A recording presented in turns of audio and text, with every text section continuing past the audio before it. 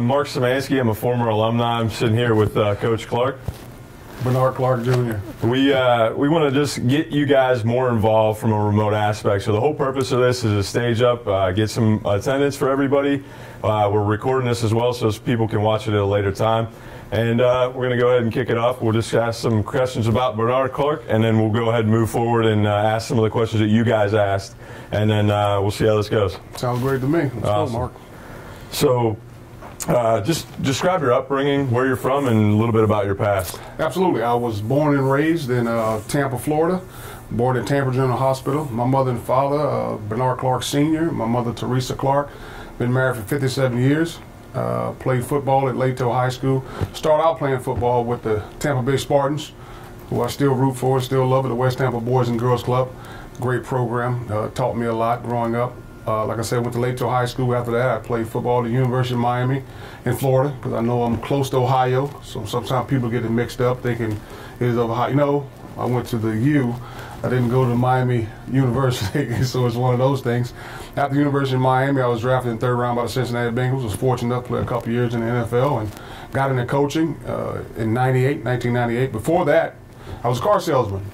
I actually enjoyed it. Kind of prepared me for recruiting, to be totally honest with you, more than anything else. So I started coaching at James Madison University in 1998. Year 2000, went to Liberty University. After Liberty, I went to Florida International. After Florida International, I went to USF. And after USF, went back to Florida International. Then I went to Hampton University. And then I went to the University of Pitt. So I was here in 2010, coaching linebackers. You're used to the Pittsburgh weather. No, I'm never used to the Pittsburgh weather. I don't think people from Pittsburgh are used to the Pittsburgh weather. True. So it's one of those things. I was here in 2010 for a season, won the Big East Championship, have a ring at home to prove it, got fired. So it's one of those things. After that, went to Colorado State. We were just horrible and got fired. And after that, went back to Hampton, then went to University at Albany in upstate New York, and now I'm here. Fortunate enough, God has put me in this plot where I'm here now as a head coach. That's awesome.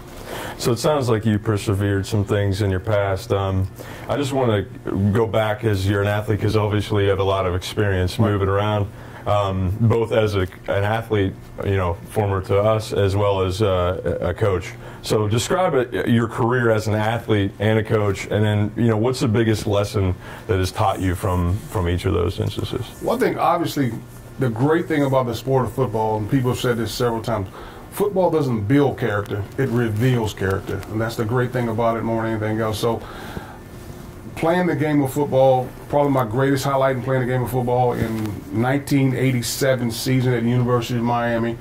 We're going for the national championship, playing against Oklahoma, and I got a call that Christmas from the defense coordinator, who was also my linebacker coach. And unfortunately, one of our players got dinged on the drug test, and as a redshirt sophomore, I had to start a national championship game. So I started in the national championship game and ended up winning most valuable player and we won the game. So that's probably my biggest highlight of my career when it came to coaching more than anything. I mean, when it came to playing. As a coach, this is my biggest highlight. Having an opportunity to come here to Robert Morris and be the head football coach after all the things I've gone through as a coach, as a player, and putting myself in this position that's going to help me grow, and bringing the coaches I've brought in, and the fact that they're willing to take this journey with me has been outstanding. Awesome. What so hitting on the side, describe a time when you're persevering. So your back was against the wall.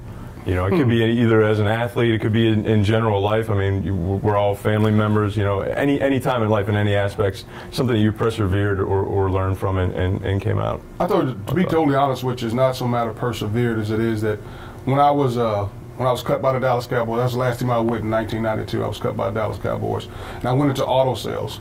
I was just kind of figuring out what I wanted to do in my life. I had no idea what I wanted to do in my life, because like most of us, when you play football, you expect to play forever. Especially if you make it to the NFL, you expect to play at least 10 years. I can get enough money, I can start my own business, and all those things run through your head. But when that didn't happen, I was just trying to figure out what I do in my life. And probably the biggest turnaround in my life was May of '96 when I gave my life to Christ.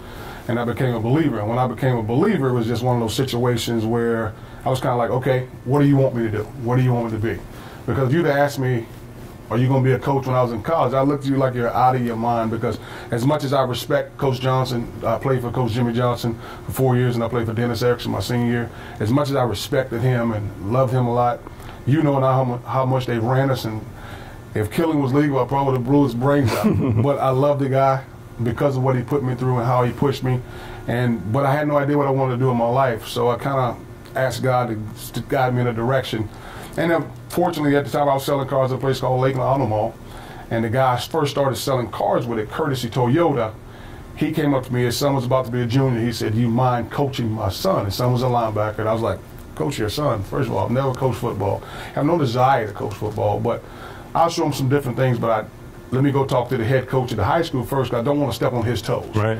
So I went over and met the head coach at the high school and spoke with him, and I asked him, "Do you mind me doing that?" And he looks at me, he said, "I'm not sure if I want you doing that as much as I want you to be my defensive coordinator." So I looked at the guy, I'm like, first of all, I've never even coached football, let alone be your defensive coordinator. And he handed me a book. He said, "I think you may know this." I guess earlier in life, he got a University of Miami playbook. Yeah. And so he handed me the playbook. He said, "You probably know this playbook. I just want to run what's in here." So I ran the University of Miami defense there, and I fell in love with doing it. But I didn't fall in love with the game of football. Yeah. I was already in love with the game of football from years of playing. I fell in love with trying to get these young men to show them how much I cared about them as people, so they would play hard for me on the football field. Because I'm a firm believer, and you've heard this saying over and over and over, right. They don't care how much you know until they know how much you care. Right. And that's what I fell in love with, trying to help these young men become better men, better husbands, and better fathers. Right. That's been my motto ever since I've got into coaching. I'm doing what I can to help kids become better men, better husbands, and better fathers. So that's probably the biggest turning point in my life when that happened to me, and then that's when I got the job at James Madison. That's awesome. Other than winning the NEC, what's one of your major goals that you hope to achieve at Robert Morris? My major goal is to help these young men become better men, better husbands, and better fathers more than anything else. The only promise I make a young man when they're here, and the only promise we'll make as a coaching staff, I'll look him and I'll look his parents in the eye, and I said, the only promise I'll make you, if you do what we're asking you to do, I promise you, you will graduate from college. Yeah. Plain and simple. I'm not going to promise you you're going to start. I'm not going to promise you you're going to get a scholarship. I'm not going to promise you you're going to play. I'm not going to promise you you're going to make it to the NFL. Yeah. But if you do what we're asking you to do, I promise you, you'll graduate from college. And that's my biggest goal more than anything else, to try to get the graduation rate up, to get it where it needs to be at. Probably more than NEC, I want to see if I can build that culture you guys had here, Mark, more than anything else.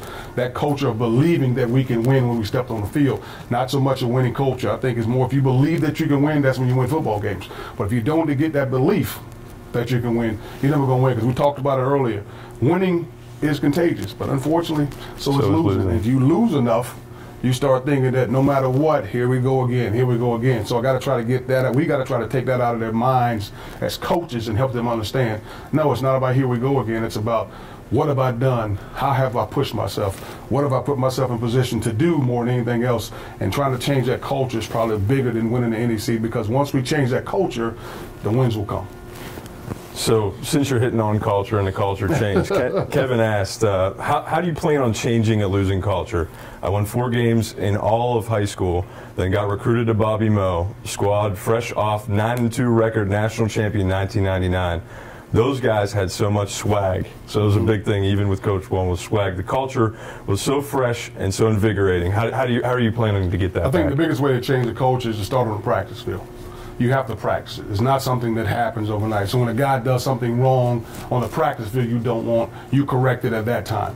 And I'm sure that's what you guys did when you were here more than anything else. You correct it, because that's not how we're going to do it, and that's not how we do it.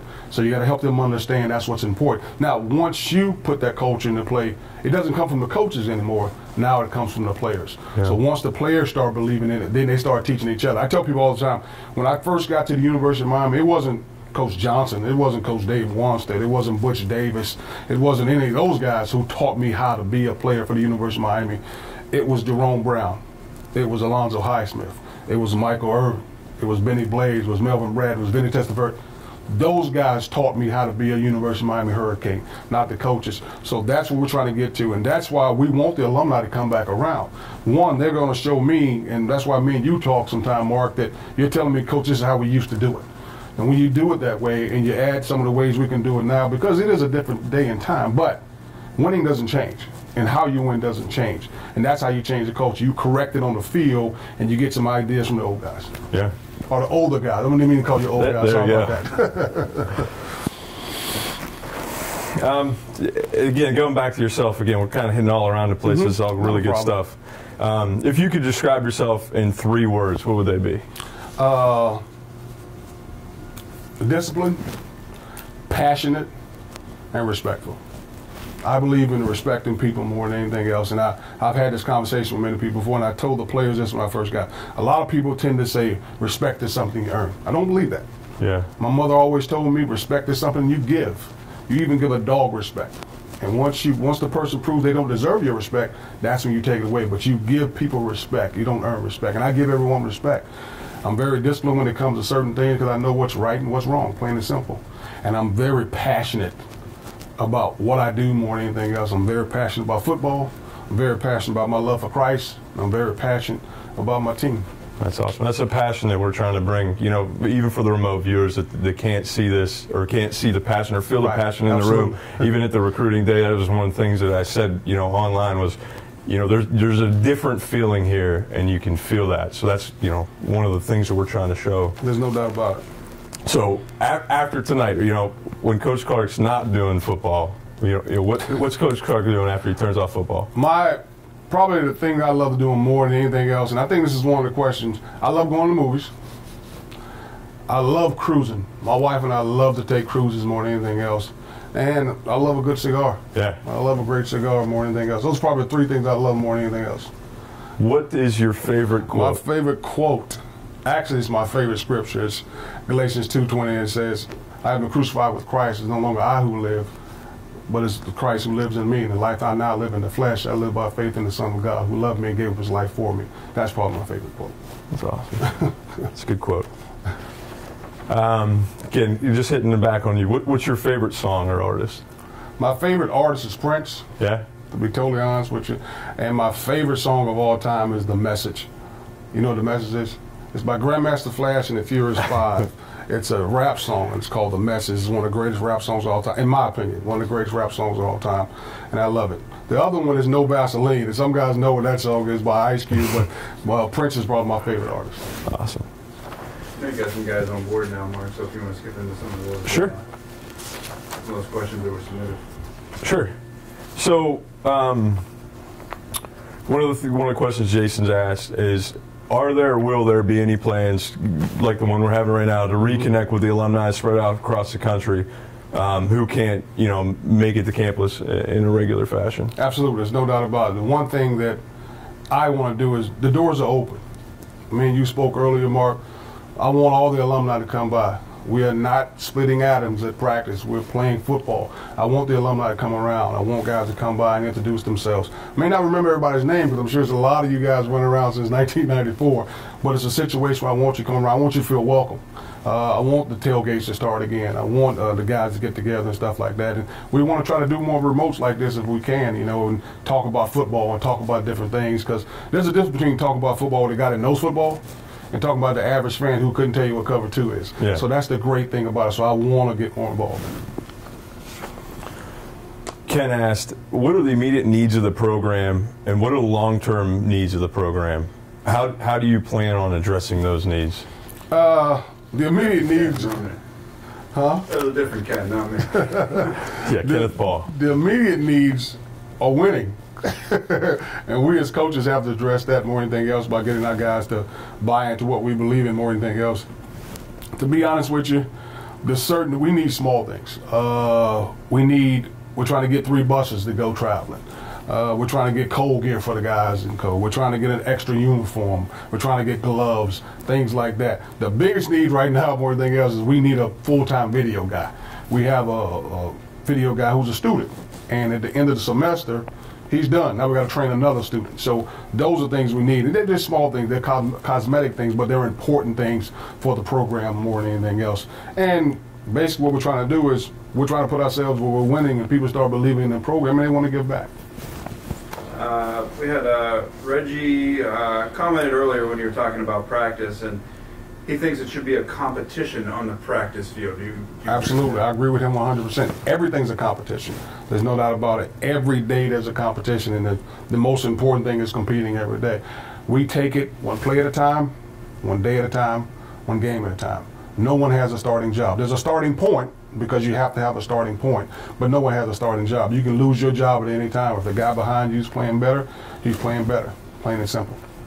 I think off that question too, we got among the recruits and transfers, how much of an impact do you expect from your first recruiting class? So the kids that are coming in, What's the impact you think? Right now, we had 3 mid-year guys that we're expecting immediate impact from.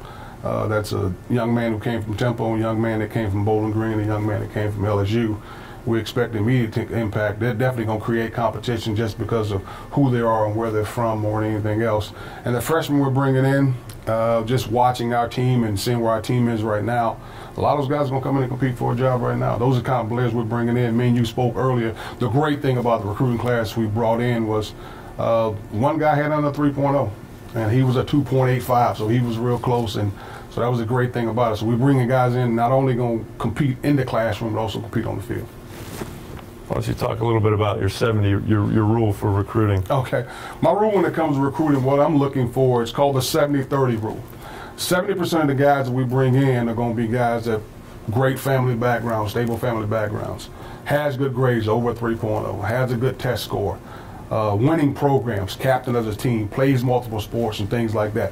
Those are going to be 70% of the guys that we're bringing in because we feel that needs to be the core of our football team. The other 30%, they're missing one of those things.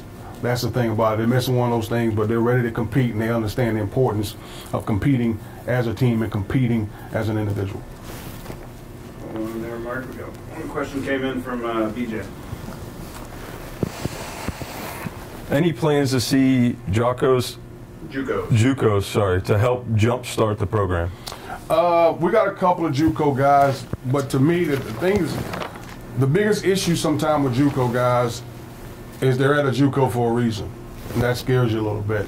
And we're trying to build a culture that scares you. Not to say I'm scared of JUCO guys. We're going to do the same research on them that we're going to do on our high school guys. So if we decide to bring a JUCO guy in, he's going to meet those criteria as I was just talking about more than anything else. He's going to have the grades. He's going to have the stable family back. He's going to have those things that we're looking for. He may be missing one of those things, but we see something in him. So we're going to recruit JUCO the same way we recruit high schools. Just not going to bring as many JUCO guys in. I know one of the questions before kind of hit on a regional area. Is there a specific area that you guys are looking to recruit in any particular part? There's no doubt about it. We're going to hit Pennsylvania and Ohio harder than we hit anywhere else. We're going to hit Pennsylvania and Ohio. We're going to be in Section 5 and Section 6 of New York. We're going to hit New Jersey. And obviously we're going to hit a little bit of West Virginia and Maryland. We're going to target West Virginia and Maryland more than hitting it, and we're going to target Florida. And there's going to be other places we target because we got different coaches from different places. We got a coach on our staff from Georgia, a coach on our staff from Texas. So we're going to target those places, but our main stomping ground is going to be Ohio and Pennsylvania. That's going to be the bulk of our team.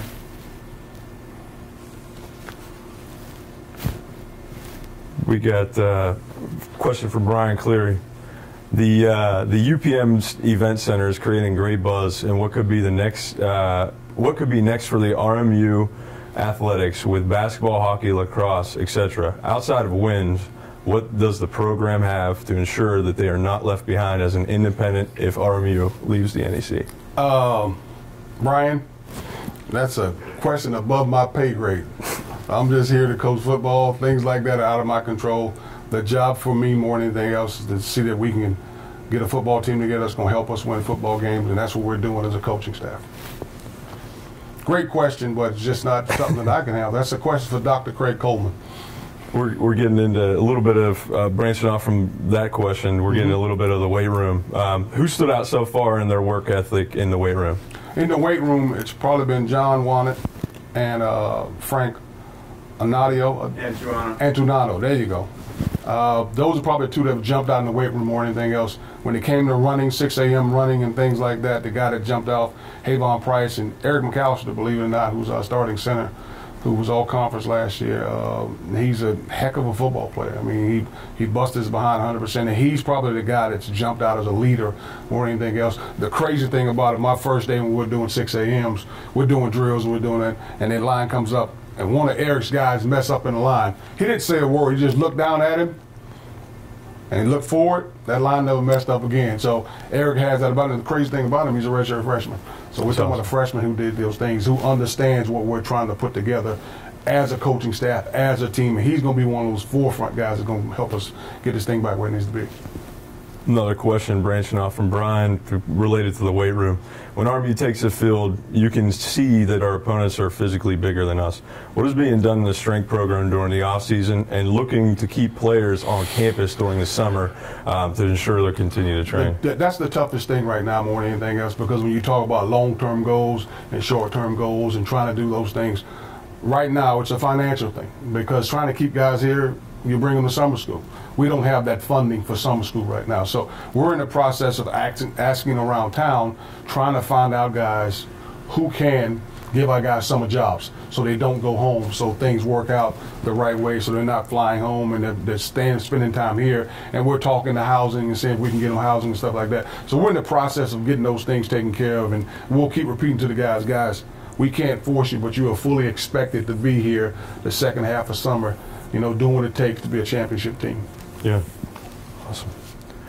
How much does having a guy like Adam Wallet as a proven leader help now as a head coach? The great thing about Adam, again, another all-conference guy, he's that guy who's buying into what we believe in. So getting a guy like him and Eric to buy into what we believe in is huge more than anything else. And the reason I didn't mention Adam, because I knew somebody else would, because of the kind of person he is, because of what he's done on the field. The one thing we've saw as coaches, these guys are hungry. These guys want to win. These guys want to do it better. So it isn't a matter they haven't wanted to win over the last few years. It just hasn't happened for them for some reason or another. I have no idea. But these guys want to win. These guys work hard. They've done a great job of recruiting here and bringing the right guys in that want to win. It's just a matter of getting it out of them and helping them do it more than anything else. Just branching off from that, some of our discussion, we're talking about culture. We're talking about these kids. Some of these kids are really good. You have some of these guys on the team that are really good people. Is there anything for the future of maybe the program reaching out to some fundraising or helping the community or in some way, shape, or form in the future? We're in the process of doing that. We're trying to get with different people. I'm meeting with different organizations and talking to different people, trying to see, is there something we can do? One thing I'd love to do that we did at Albany, I want to get the team, is go to a food bank and load up the food at the food bank for them, and just because they don't have a whole lot of volunteers doing that, but being able to take our guys there and take pictures and doing something like that for a community. And I've been meeting with different groups and talking to different young men about becoming better men, better husbands, and better fathers. And later on in April, I'm going to talk to the parents of the university. So there's going to be some different things I'm trying to do to get us intertwined with the community, like you're saying. Yeah. Mark, I got a question from Mark Baldino. All right, question from Mark. How are you getting the recruits to buy into your plan and bring them into the program? Probably the most important thing is through honesty. This year, just to give you an idea, when I got here, we were recruiting a young man. I'm not going to say the young man's name because that's not needed. And the position we were recruiting him at, I didn't think he was good enough. And so told him and I told his father that he wasn't good enough. And later on, I didn't know the young man was willing to play another position. He was a linebacker. I didn't think he was fast enough to be a linebacker, but he was willing to play D-line. So later on in the process, went back and offered him a scholarship, but he decided to go somewhere else. To me, honesty is the most important thing. I say this all the time, and I said this at my press conference. Honesty is like poetry. Our truth is like poetry. And most people hate poetry because the truth stings, but a lie hurts. And I think you're going to get stung by the truth to begin with, but if I continue to lie to you about something, eventually it's going to hurt you in the end. So I'm going to be very honest and upfront with guys when I'm recruiting. I'm going to be very honest and upfront with the parents when I'm recruiting. The one thing I tell parents all the time, exactly what I told you, I promise if he does what he's supposed to do, he's going to graduate. And parents like things like that. They want to hear the truth more than anything else. I'm not going to tell a young man what he wants to hear because for the most part, everybody knows recruiting is a farce. It's all happy and all go lucky and everything's great about it and everybody's good and you're going to get great meals when you're here and everything else. But the bottom line is when you get here, it's time to work more than anything else. And that's what I tell recruits and that's what I tell their parents. And they're buying into what we're believing is because we're being honest and upfront with them more than anything else. This is what you're going to do when you get here. We're not going to sugarcoat it. This is how it's going to be more than anything else. Yeah, you're going to get a steak on your recruiting visit, but you're not going to get steak every day when you get here. So understand that more than anything else. So being honest with them is probably the most important thing. Hey, Mark, I'm going to jump in here with one question that's a little longer from Jack Whaley. It goes back to the beginning of the program. Okay. He says, one thing we had in 94 through 98 was we were the only thing on campus. So they stuck together and they had a great bond. We were brothers. Anything you plan on doing in terms of team building? I think probably the most important things in terms of team building is just, again, goes back to showing the players how much you care about them as people. I think once you show them how much you care, they want to be around. They want to be around the atmosphere. They want to be around the coaches. They want to be around each other. You want to try to build a family atmosphere. That's probably the most important thing. And I understand what he's saying about it was the only thing on campus, so guys bonded together. But I also think Coach Walton did a great job of showing you guys how much he cared about you, and more than anything else, that's what he showed. And when he showed how much he cared, that's what you really cared about. And then you want to be around each other because you want to be around the coaches and you want to believe in each other. To me, that's far more important than anything else. We're going to do some bonding stuff, but I think it's more community stuff we're going to do when it comes to stuff like that. The guys will talk about maybe going paintball and stuff like that, but I don't want to get shot with a paintball. I think it hurts from what I hear more than anything else. But we're going to do some things like that to try to get our guys to understand how much we care. Question here from Jason. Any plans to leverage alumni in those remote areas, Florida, New York, Eastern Seaboard, to help with recruiting? So we had a couple alumni mention earlier that they have some ability to reference some good recruits. Is there any potential for that? Well, the thing about it, I have no problem talking to alumni about recruit. Matter of fact, I love talking to them about recruit. But a lot of times alumni are attached to recruits. And what I mean by that, they think that guy's the greatest thing going. And if I don't like him as a player, I can be honest with you and say I don't like him, then everything's okay, we're fine. But if you think he's the greatest player in the world, he should be playing at RMU, and I don't think that. There's some guys closer, there's some guys close to the situation, and that's what I believe in. So a lot of times, people get so involved with recruits, they take it personally when you say you don't like him or he's not good enough. And I'm from Florida, born and raised in Florida. I think Florida has the greatest football in the world. But at the same time, if I go to Florida and I find a linebacker, or I find a defensive end, or I find a running back, and I like him on film, but if I look at him and can find the same thing in Pennsylvania, why would I go to Florida? Yeah. Bringing him from Florida, he's got to deal with the cold. He's got to deal with the away from home. He's got a lot of stuff he's got to deal with. Yeah. When I go there, I want to find an exceptional player that I feel like is going to take our team to the next level, because that's what you're looking for more than anything else. Or you want to find a player that you may not be able to find close by, or you just couldn't get that player close by. You can get him here. We got a defensive attacker from East Bay High School in Tampa, Florida. He's 6'3", 285 pounds. We just couldn't find that. We didn't get here in time enough to get that in the area. Now, it's everywhere here. Don't get me wrong, in Pennsylvania, Ohio, they have them all over the place. But when we got here, we just couldn't find that D tackle. So he's a guy we went after more than anything else. So it's a situation where I don't have a problem talking to alumni about guys. When we watch a guy and we don't like him, don't get upset. We don't like him, because that's the problem with high school coaches. They don't want to, they take it personal. It's not personal. It's a situation where we got to find the best guy that fits what we do more than anything else. So I love hearing from alumni. I heard, as a matter of fact, like I was telling you earlier, Donnie, I can't pronounce Donnie's last name. I think it's Militzer.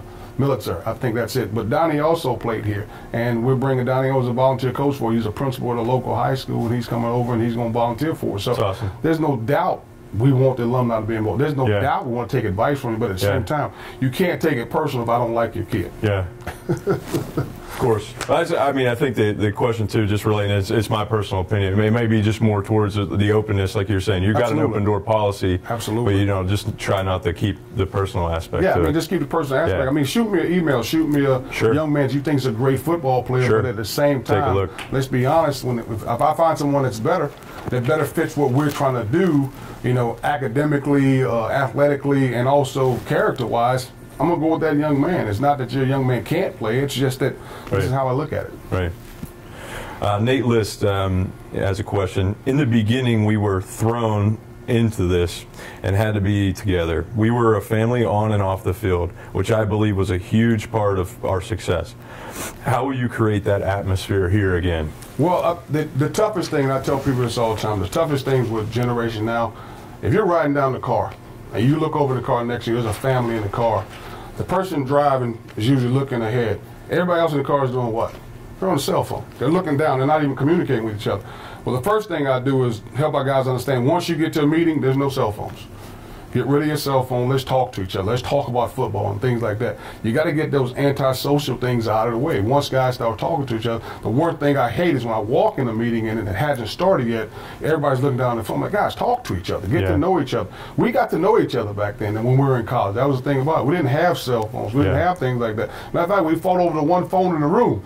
So that was the great thing about it. So you got to try to figure out a way for these guys to start talking and communicating with each other and getting along with each other more than anything else. That's a really good example. I mean, even pushing that type of culture into the future for those gentlemen. I mean, when you get into a corporate environment, you can't have your cell phone. You got to put your cell phone down. Yeah, so you sit in a board meeting, you can't respect. have your phone out in a board meeting. So. Right. I want to follow along those lines. Brian Cleary got another question. When are we? Oh, sorry. When are we going to talk shop while enjoying a cigar? So Brian wants to know. You tell me. Just give me a call. There's no doubt we can talk shop. Now the thing about it, Brian, are you a cigar guy at the fancy place? Or you a kind of sit back and no humidor, no ventilation, just let the smoke get in your clothes type of guy? So there's a different type of cigar smoke guy. It's one of those situations. And the great thing about it, Brian, back when I was at Liberty back in 2001, 2002, I think that's when it was, there was a young man by the name of Manny Rojas. And he went to West Allegheny. And I recruited Manny, and Manny played at Liberty University. He played linebacker for me. Now he's a coach at a school we won't mention. So, but his mother and father own a local pub here. It's called, I think it's A Pine Cafe. I think that's the name of it. I'm not sure. But you can smoke cigars in there. Yeah. So that's been my spot locally so far, because I can go there and have some wings and smoke cigars. So if you want to get together, you want to go get some wings and a cigar, Brian, let's do it. There you go. But again, if you're a fancy cigar smoker, I guess we've got to find a fancy cigar bar. BJ has a question. Okay. Can you give us a scouting report leading into spring ball? A scouting report leading into the spring ball. I'm not sure if I can answer that question, to be totally honest with you, because it goes back to the question that was asked by one of the gentlemen earlier, and that is, we're here to compete more than anything else. We're going to be extremely basic. To give you an idea, we're a four-man front. We're a 4-2-5 defense more than anything else. We try to be a 4-3, but it turns into a 4-2-5 because of all the spread offense we're going against. And we're going to be a spread offense mainly, but we're also going to go in the center, and every now and then we're going to have two backs in the backfield. So we do pro style, both. We're going to do multiple offenses, and we're mainly a four-front defense. That's probably the easiest way to put it, and that's how we play it. All right, I'm going to jump in here. We're actually getting quite a bit of questions, which is awesome. Good. From Carlos, he says, one of the issues when I played is that top players would get into trouble by missing class, missing workouts, etc. But there were little to no consequences on the field. Do you have consequences in those instances? There is no doubt we have consequences. My main thing is this. You said Carlos, right? Yes. My thing is this, Carlos, more than anything else. And I learned this from Coach Johnson. He didn't say it, but this is how he did it. Everyone will be treated fairly, but you will not be treated equal. What's meant by that? Well, if you show up late, if you don't show up on time, if you miss a class, you're getting the same punishment as if you were a starter. If you're a walk-on, it doesn't make a difference, because that's what the punishment is. So let's say a guy shows up late. Well, you got a 6 a.m., okay? You got one 6 a.m. Once you reach 5, 6 a.m.s, you're suspended for a week. I don't care who you are. Plain and simple. Now, not equal, the starter's going to be allowed to make more mistakes on the football field than the guy backing them up. Prime example, I know everybody heard this example. I've told everybody this example. Coach Johnson, the guy I mentioned earlier, they were in the NFC playoffs. Young man went in the backfield. He fumbled the football. He cut it before the Super Bowl. And they asked him, what if it would have been Emmett? He said, I told Emmett to hold on to the ball. He's not Emmett. That's the difference. But when Emmett was late for a meeting and that young man he cut was late for a minute, both of them got fined the same amount of money. Fairly, but not equal. I don't believe in, I don't have a whoopee. I don't have a golden calf or anything like that. I love all my players. I think all of them great. I hug all of them, treat them all the same. But when you mess up, I don't care who you are. When you mess up off the field, you'll be treated the same way as a walk-on will be treated if you're not getting things done. If you don't go to class, it's going to be a problem. Unfortunately, we've had to exercise that right and let a couple of guys go because they thought it would be okay. And unfortunately, we're dealing with some guys right now that are kind of teetering on that. If they don't get it picked up the way they need to get picked up, probably have to shake their hand and tell them have a nice life. What does a 6 a.m. consist of? A 6 a.m. consists of enough running, enough sit-ups, enough push-ups, enough stuff to make you throw up a little bit and maybe not want to do it anymore. But it's basically getting up 6 o'clock in the morning. And the great thing about it, I have the position coach run it, because if he keeps getting up enough, eventually he's going to get pissed off for getting up every morning and running this guy because he's not doing the right thing. And he's going to get sick of him. He's going to want to get rid of him because he's the one waking up in the morning. A lot of people use the strength coach to do it. I don't believe in using the strength coach. I like to do with the position coach because it means more to him. And every now and then I'll do it just because I want to see him pass out.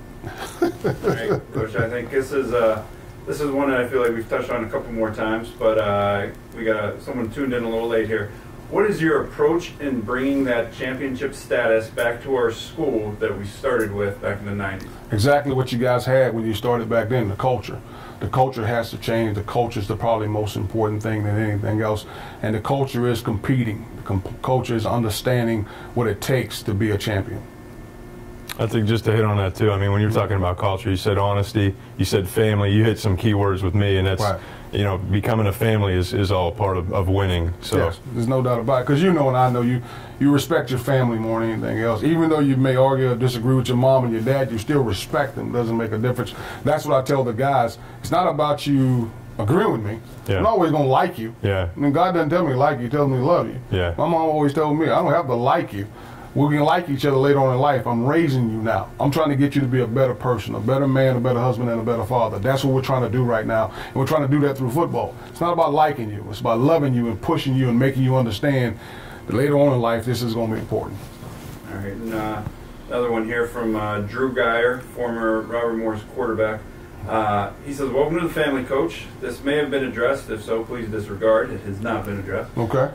Being an offensive guy, I'm interested to hear what type of offensive system you plan on implementing. It's going to be a multiple offensive system. That's the best way to put it more than anything else, because you're going to see some spread, but you're also going to see some pro style. You're going to see some 2 tight ends, but you're also going to see some 2 backs. So it's a multiple offense more than anything else. But we're all going to throw the ball down the field. But we're all going to be a strong running team because, as Drew knows, without a strong running game, the passing game means nothing more than anything else. And we've got to get our O-linemen understanding they have to be physical and they have to run the ball. We're going to be a physical offense more than anything else. It's not going to be a fast-paced offense to start out more than anything else, because we want to make sure we get our pace where we need our pace at more than anything else. And a lot of times you start out fast, you hurt your defense. You don't want to start out fast trying to score, because then your defense is on the field for 75 plays a game, and you don't want to put them in a bad position where you turn the ball over or things like that. So we're going to start out a multiple offense, but we're also going to see what we do well. And if we run the ball better, we throw the ball, we'll be running a lot more. But if we throw the ball better, we're going to be setting up the run from the pass. That's the end of our questions from the viewers. So I don't know if you got anything else there, Mark. Yeah, I got a couple more things just to highlight on that. I mean, even at the kickoff that we had for the recruiting, you showed the highlight reel of some of your offensive player. You had an offensive tackle, I believe, is coming in. He's a pretty ruthless competitor, so he's a guy that's going to slam some bodies around. Chucky Morris. Chucky is a pretty nasty guy more than anything else. And we're still looking at a couple other guys. We brought a couple guys in before, some guys we're still looking at.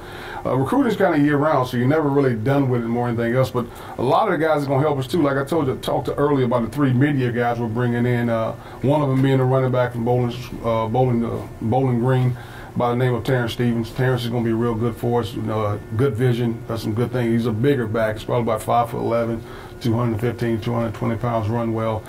Stephen Petrick, and Stephen's one of those guys. He's 6'5", 240, tight end, brought in from Temple, does some good things. And the other guy we brought in to compete with Jimmy Walker is a guy by the name of Caleb Lewis. We brought him in from LSU. He's a young man I've actually been recruiting since high school. He graduated from high school with a 4.6 GPA and scored a 32 on the ACT. So he's real smart, very competitive, and we feel like those 3 guys are going to make a huge impact. But more than anything else, exactly what the guy said earlier, they're bringing competition. The more competition you bring, the better football team you're going to be. Coach, question from Bill. Any plans for coaching clinks? For coaching clinics. Oh, clinics. Sorry, trying to read. Absolutely, there's no doubt. For high school coaches. We are going to have coaching clinics. Probably not this year because we want to make sure we do it the right way. But we are going to have coaching clinics. But I'm telling now all high school coaches, any high school coach that wants to come by and sit and talk football with us, you're more welcome to do it this spring. That's something we love to do. As coaches, we love talking football. Again, we're guys that know football. You know, when you go to the bar and you're sitting next to the fan and he's telling you how great he was back in 1962, and he's telling you how they should be doing this and they should be doing that, and he has no idea what he's talking about. When you sit and talk to a coach about playing cover 2 and playing quarters and cover 3, and you talk to him, and both of you are gelling, we love that kind of stuff. So any coach that wants to come by and talk football with us, shoot us an email, you know, and say, hey, coach, I'd like to stop in. All high school coaches are welcome to practice. Again, we have an open door policy. We want to make sure guys come in here and enjoy themselves and know what's going on. And just to add to that, I want to just say personally, I mean, it's been an open door policy with our relationship since the day I helped you carry your luggage, and it was just timing. I came in and, you know, it's been welcomed. I introduced myself as an alumni, and you know, to come in here and feel like family. That's what I was trying to portray to everybody, and that's why we're trying to have this event, is to show, you know, to give everybody a little bit of that feeling as you are welcome here. And we want to bring back that. There's no doubt about it. Yeah, like I said, alumni is really welcoming. And later on, hopefully, we can start doing some things for you guys. I was telling Mark earlier, you know, I went to the University of Miami, and unfortunately, I can't get to the things they do in the spring, but, you know, Coach Johnson has a fishing tournament.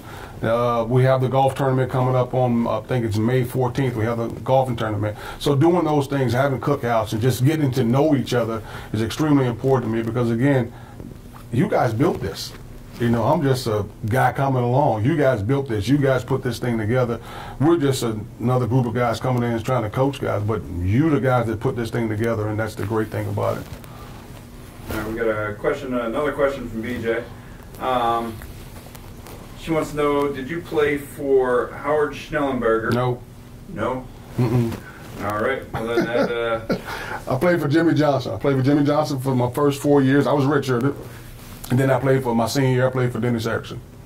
All right. Well, that takes out the rest of your question. There you go. No, I may know the answer. It's one of those situations I didn't play for him. Well, she was curious to know how he built the program at Florida Atlantic. It was very similar to how Coach Walton built this program, and were you able to learn anything from what Coach Schnellenberger did? Actually, I'll be honest with you. What Coach Schnellenberger did at the University of Miami, when he first got to the University of Miami, his mindset was I-4, which is an interstate in Florida. It's called I-4. I-4 South. He was going to call that the state of Miami. If you ever seen 30 for 30, he called it the state of Miami. He was getting every good player from that area more than anything else. And when he got to Florida Atlantic, it was the same mindset he had, because even though he was further west, on the west coast of Boca Raton, his idea was, okay, I'm going to take every player I can get in FCS level in this area and bring them to FAU. And that's how he built the program. That was important to him.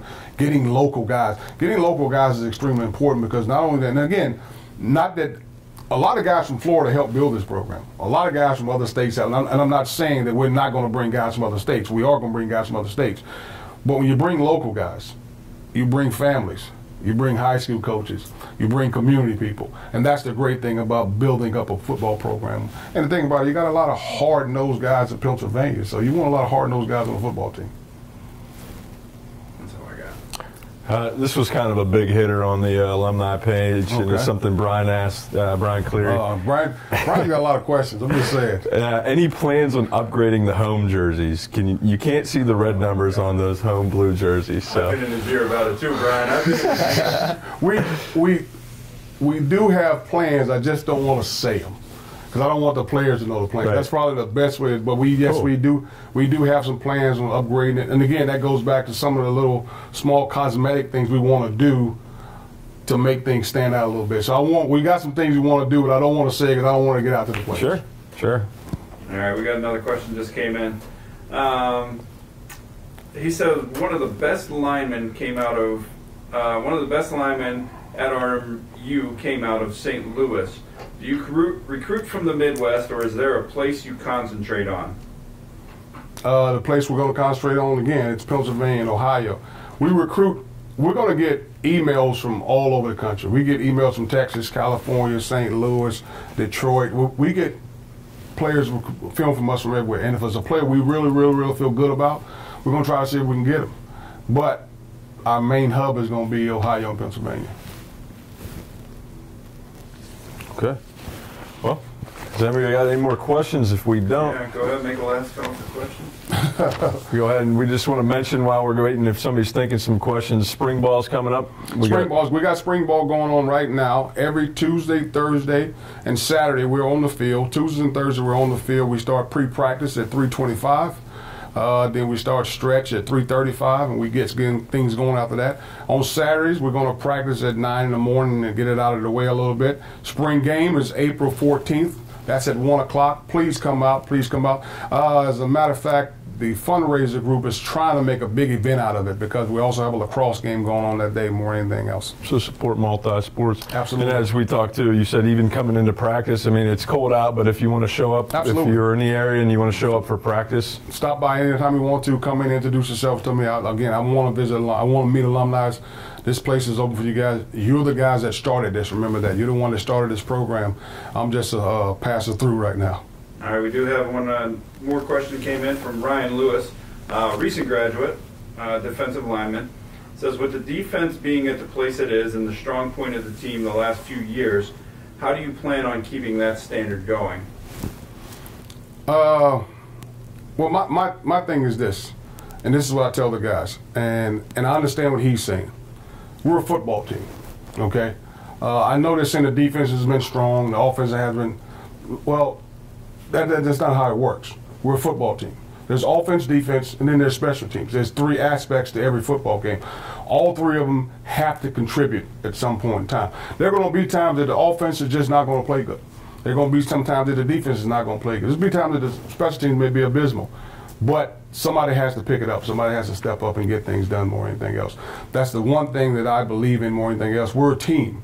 And are we going to keep the defense where it was before? Absolutely. We're hoping we get the defense better. There's no doubt about it. But at the same time, we're a football team. And once the defense understands that you're not the backbone of what's going on here, the offense is not the backbone of what, especially, no, we're trying to build a football program. We're trying to build a football team. And in a football game, it takes three aspects. regardless of what you believe is if the offense isn't going well that day, okay, so what?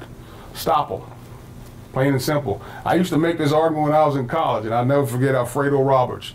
I was like, man, why don't y'all score some touchdowns? Alfredo was like, no, just hold them to 0. We'll just go to overtime, or it'll be a 0-0 game.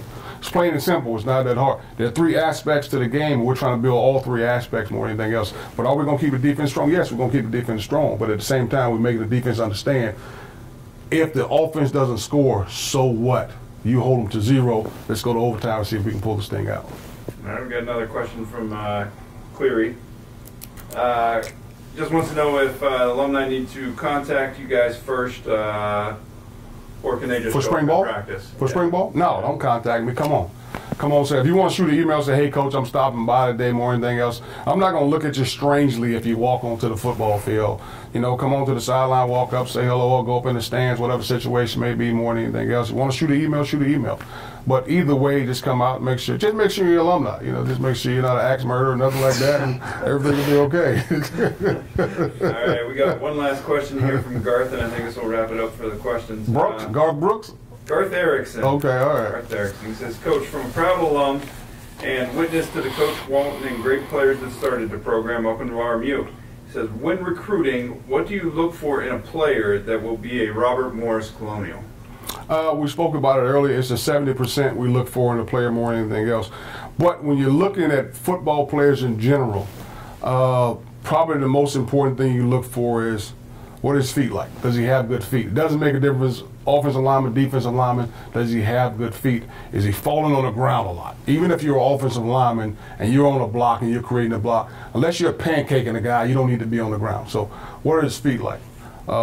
Does he have good hands? And again, not just talking about wide receivers. As a defensive lineman, am I shooting my hands? Am I getting my hands inside, getting separation off a block? As a linebacker, am I doing the same thing? As a DB, am I able to jam a guy up with my hands? And again, now when you go to offense, as a wide receiver, do I have soft hands? Can I adjust to the football? Those are things to look for. But probably more than anything else, we're looking for speed. We're looking for speed. And the great thing about us as a staff, the most important thing is when you're sending film and you're sending highlights, that's exactly what they are. You're seeing the highlights. You're seeing the best part of your game. Well, we're watching game film. And the reason we're watching game film because those highlights are great. But when the ball's away from you, you're chasing it. When you're not getting the ball, you're still running your route full speed. As a running back, are you carrying out the play action when you're supposed to carry out the play action? Are you blocking when you're supposed to be blocking when you're not getting the ball? Or are you crying? Or you're a selfish player? So you're looking for a player that's not selfish. You're looking for a player with great speed, great feet, and great hands. And that's what you're looking for. But again, it goes back to the 70%. And I think if you're in that 70% of doing what you're supposed to do from a winning program, being focused on what's important, having good grades, having good test scores, all those other things come natural. I think that's the end of the question. We'll go ahead and wrap it up. Sure, yeah. I just want to thank you on behalf of the alumni. I appreciate this. Everything that you've already done for the alumni and trying to engage everybody. And I want to open this up to you guys. If you have any suggestions for future events like this, if we could do a Facebook Live event, if we could do something, just shoot Coach an email. We'll try to get something organized for you guys, and we want to try to keep the culture moving forward. The only thing I'd say is this, guys. I've been reaching out to all the alumni, calling them on the phone. I haven't gotten everybody, but I'm continuing to make phone calls because I just want to introduce myself personally, just say hello. I have some cell phones. I don't have some cell phone numbers. I've been calling house phones. I've left messages. I just want to call and say hello and just tell you what we're trying to build here. I'm real excited if you guys can get involved. Awesome.